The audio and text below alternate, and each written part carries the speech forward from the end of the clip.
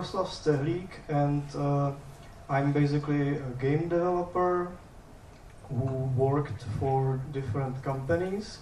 And just to give you some kind of sneak peek what I have been working on my 8 years of my life, I created a really short video about the best thing which I think that I made, and it should somehow tell you why I completely change my field of view and doing something completely different. So I will play a video, maybe.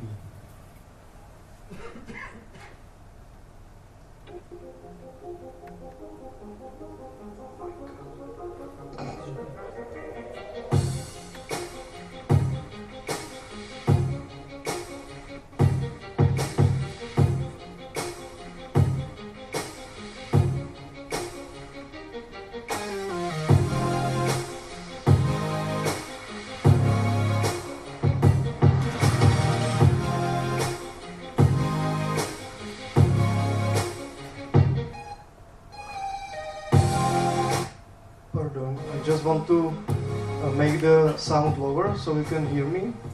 So this game is called Blue Effect VR, and it was designed and developed for a company named Labs, which is right now focusing only on VR titles. And as you can see, it's a horror genre, which is based on jump scares, and there are some people who get scared when playing the game, and they are not paid actors, which is wonderful. And the game was quite successful in the meaning of the really low penetration of the market. So that's always good to hear.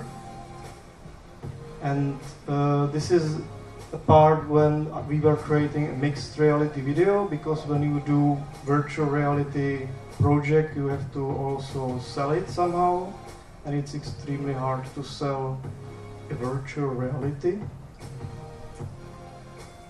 These are scans which I was start to working on because I developed a mental illness, so I started to take antidepressives, and I had to somehow release the pressure from the all negatives which I was going through in companies, and start on my own project, and that's called Bohemia VR, which is about digitizing Czech castles and ruins and so on. So this is basically something which should somehow cure my state. It's not like something which I want to be rich of, I just want to be healthy. So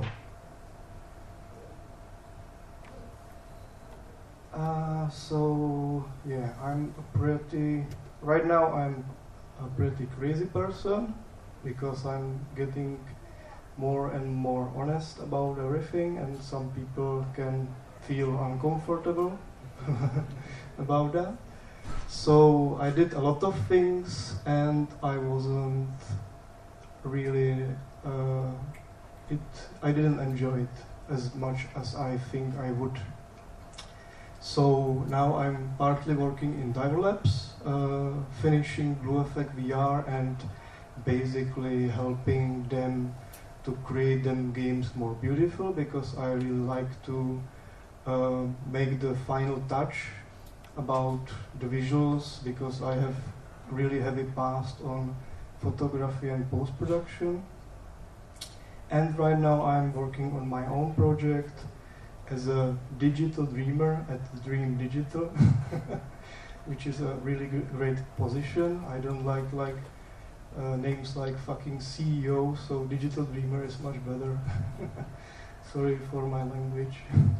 I'm crazy. So, photogrammetry. What's all about photogrammetry? You maybe heard about it because it's more and more used in modern games. And one of the best one of the best games, not in playability but visual graphics, is Battlefront, because it was completely made of like raw 3D scans of trees and grass, and then it was composite and stitched together, and it creates this completely wonderful worlds which are rendered in real time and looks completely stunning. I think that everyone would want to just be there and explore the like never-ending grass and never-ending landscapes and so on. And I think this is like something which inspired me, because I'm unable to create really good 3D graphics, because I'm more a guy who can take photos and do some post-production on it. That's something which I'm really strong at. So the photogrammetry is based on really good photography. So it's not about making good compositions, but about having strict rules when taking pictures of these lovely environments and creating a digital representations in games. Also, I personally think there is a really huge urge in content, because with virtual reality there is a problem that there isn't content. So we have to create the content really fast, and that's something which is impossible with the traditional way of creating 3D graphics. And also the fidelity and demand in virtual reality, I think, gets higher and higher. And it's because if you want to trick my brain, you have to give it some candy. So yeah, give me some candy right now. So how can we actually 3D scan these candy 3D models? Of course, we can use aerial reconstruction or close range. I personally think that most of us will do the second one, because it's much cheaper, and of course it's much easier than the first one. And the first one is also complicated because a lot of rules and laws. So aerial photography is a must-have when you do really big environments, or when you do buildings and castles and so on, and you really want to show the whole thing, whole structure. And also it gives you a lot of support points for the scan to stitch all the details together. So always when you take pictures from drones, it will create a stable output and you don't have to stitch them manually. So that gives you a huge improvement in your overall quality. UAV drones, which are autonomous drones, are right now skyrocketing in sales, but nobody knows that there are strict rules and strict regulations about drones, and it is highly possible that you already are doing something illegal if you own a drone and you don't even know it. And of course planes, which is even harder because you have to have permissions for takeoff, landing, and the whole cruise in the sky, and of course the pilot license and having the airplane itself. Yeah. So if I can recommend you, if you want to take drone pictures, hire someone who is professional, because if he makes a damage, he will pay for it. And drones, they fall on a much regular basis than stars from the sky. So you should be prepared to handle with some damage, or even you can someday kill someone because of drone, because it's really, really dangerous.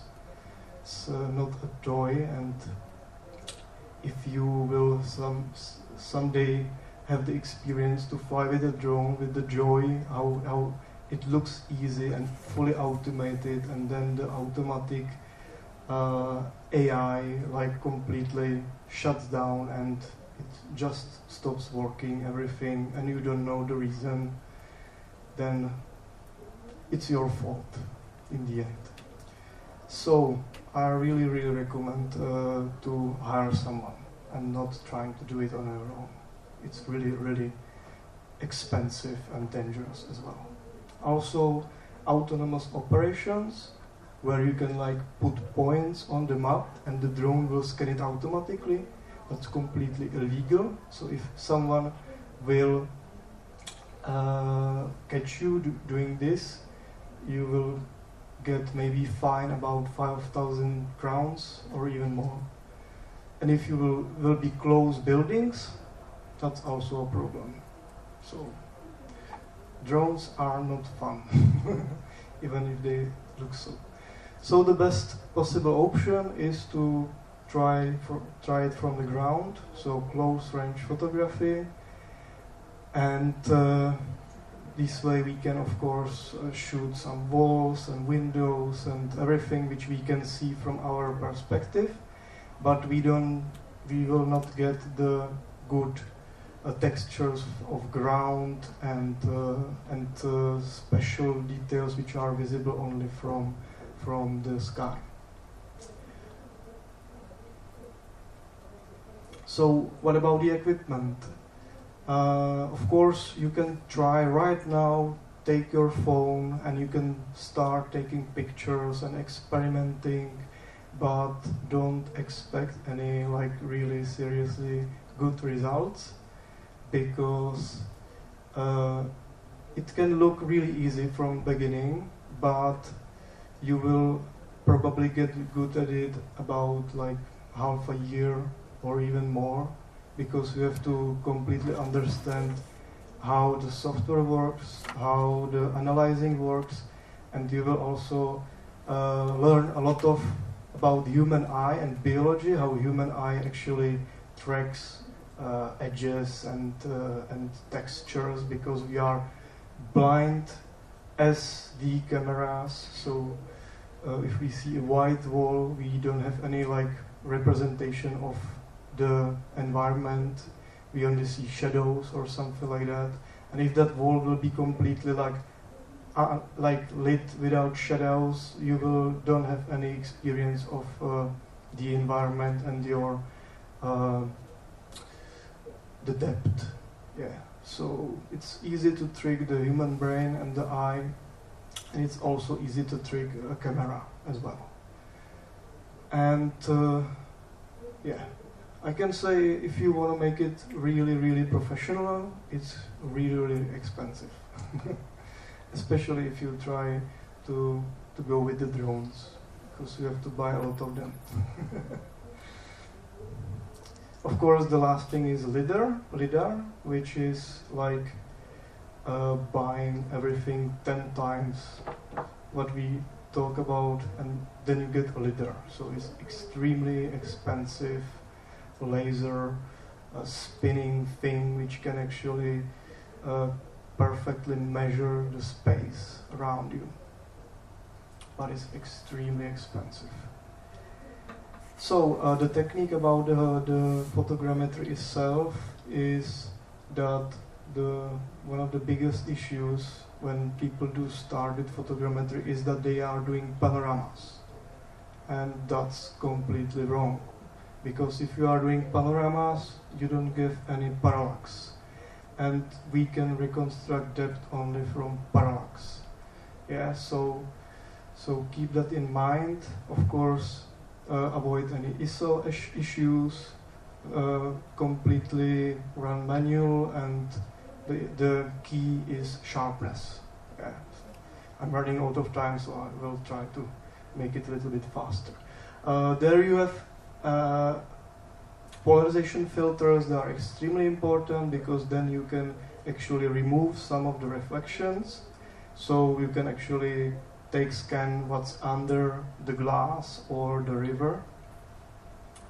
And also where you are trying to shoot something, you should pick something which has really strong texture, which is really nicely visible. Even when you blur your eyes, you should definitely see the edges and so on, and that's the best result that you will always get with these textures, not with the walls where there's nothing basically. And lighting is also really important, because when you take a photo of a completely lit scene, you will have highlights and strong shadows, and also you cannot relit the whole scene with your artificial light inside engine. So always shoot, if it's possible, at cloudy weather. And we can also shoot people, which is, I think, personally one of the most expensive things, because as you can see, there are a lot of rigs with DSLRs which are synchronized together, and then you can actually shoot people in specific poses, which is really, really expensive. But I think that's the only way how we can get real actors inside virtual reality.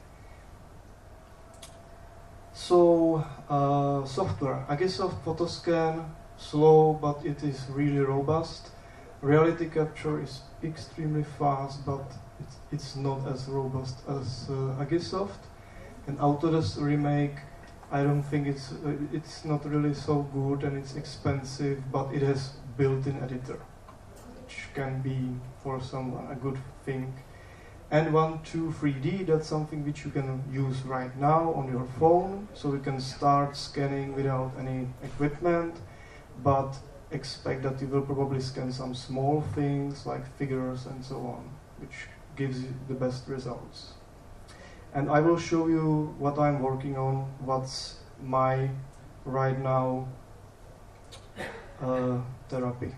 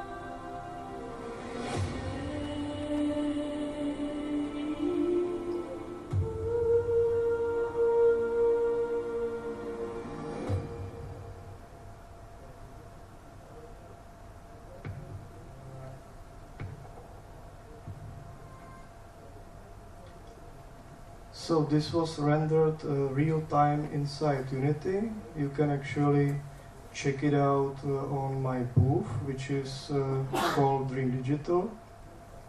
And can we show another video or? Only if it's short. Okay, so.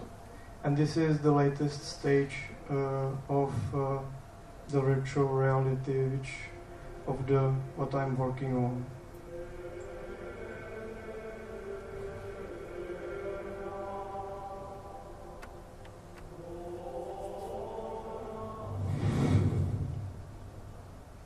This is also real time in Unity, so no video. Right now it's video, but you can see it in the virtual reality on the booth. And this is recorded directly from the headset.